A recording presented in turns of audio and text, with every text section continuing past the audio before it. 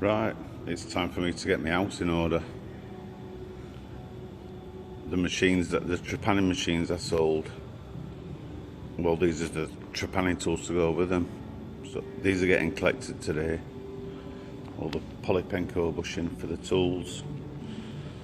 A range from 2.5 inch, I think that's in there somewhere, 2.5 inch up to 15.5 inch on that pallet.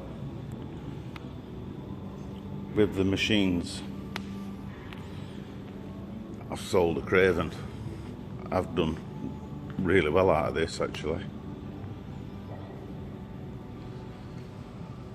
I may even get a chance to work it. The place it's going to, they don't have a turner, and they've asked if I can call in and do some work on it.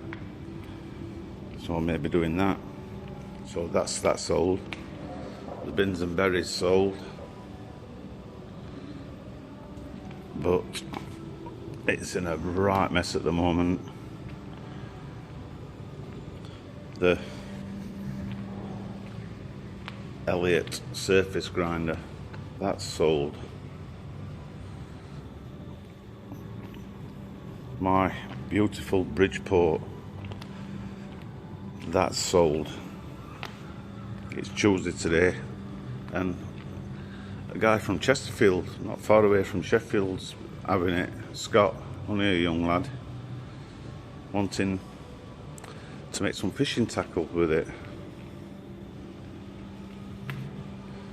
I'm gonna get all this scrap titanium weighed in and go. A lot to sort out. All the tools. Right, first thing then, the tools are going. They're on the way to pick them up now. Scott's arrived to pick up the Bridgeport. So let's have a go at getting this out. Right, away she goes. Good luck with it, Scott. Have good times.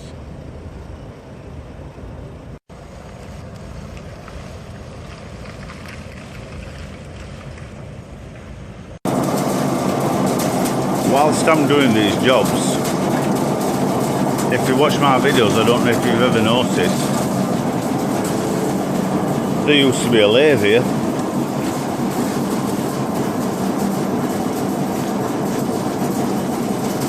And it's broken. They've tried cutting ink and all on it, and it's absolutely destroyed it. French lathe, Ernault Jupiter. Let me show it you. It's here, outside. It's quite a biggish lathe, but I've never seen such a plazzy lathe for the size of it with the gears. Teeny tiny little gears. And the main shaft broke.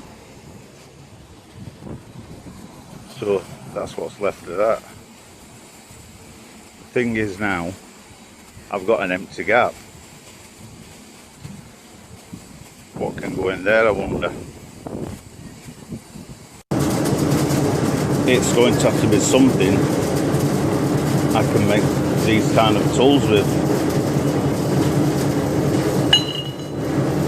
Something that will cut 4-star threads. I've got a milling machine. The Bridgeport to do the milling work, I just need a lathe that will do all the body work. Can you guess what kind of lathe it should be?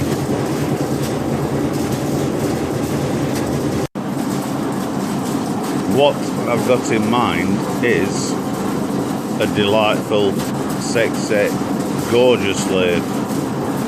A Dean Smith and Grace lathe, made in Keighley England.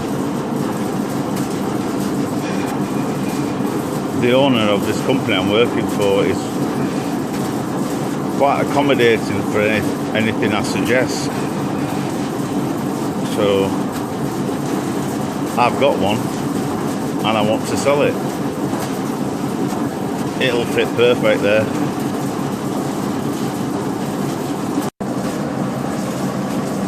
If you're interested in machining, what I'm doing here is counter one of these jobs. I've trepanned them at 142mm and I'm counterboring them to 6-inch.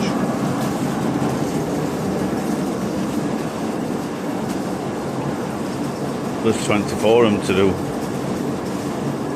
and it's driving me crazy because it's super boring.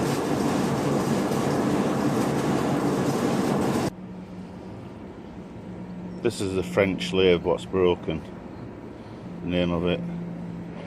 I should try and avoid one of these if you want a lathe. Obviously, with it being French, the designers must have had snails and garlic bread for breakfast, whereas in Keighley at Dean Smith and Grace they had proper British fillet beef for breakfast. So I'm at my place now. This is the kind of lathe I was talking about. Dean Smith and Grace type 17, 72-inch long bed. I need to move all this stuff and get it out and clear it down. I've just used it. It's just piled all rubbish on it. So let me get it out of here. Right, I've cleared a path for it to get it out, but obviously I'm not going to let it go in this condition. It's a little bit dirty. At the moment it's only a delightful Dean Smith and Grace, so I need to add the sexy and gorgeous back to it. So I'm going to drag it out here and get some paint on it. Degrease it all first. Whilst I'm here, before I do that, I've had quite a few people ask about this Craven, and it's sold now anyway, but I thought I'd just let you see it running before it goes.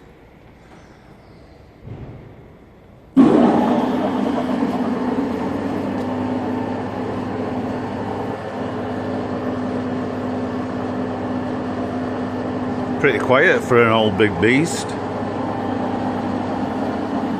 I'll not mess about too much with revs and speeds. Right, back to the job in hand. And let me get the Dean Smith and Grace out, cleaned up and painted. Right, I've got it in a position where I can get round to things now. Obviously the chrome work and everything won't be right, and the paint work will be rubbish because I'm doing it. But there you go, that's the name if you want a lathe.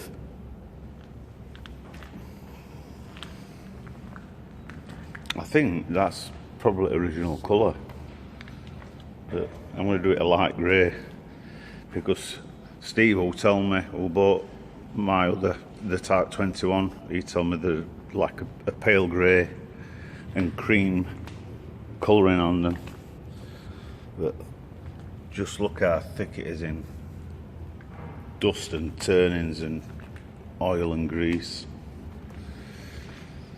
So that's before, and this is during. I've jet washed it down overnight, so I've decided I'm going to try and go with this colour so I don't have to get too involved on this part. So I'm going to mix some paint up as close as I can so I don't have to get involved with that.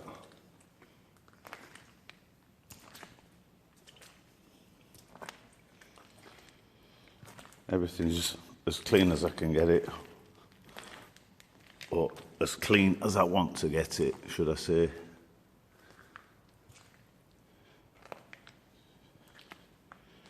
Right, I'll mix some paint up, get some paint on it. Well, Dave's my name. Mixing paint isn't my game. I've made a right mess of it. But too much white in it, but I'm going to get some on. It'll do. And this is after. Not turned out too bad. Much more presentable than it was before. So that's a Dean Smith and Grace lathe, type 17, 72 inch between the choke and tailstop. 72 inch maximum length it can hold. I made a mistake with the colour match, but it definitely looks better. I'm sure, Steve, if you're watching, you'll be laughing, but it's not made to look pretty. It's got a job to do, and I will be making the Sandvik style 4-star thread, boring heads on it, along with the Bridgeport mill. I'm quite happy with that.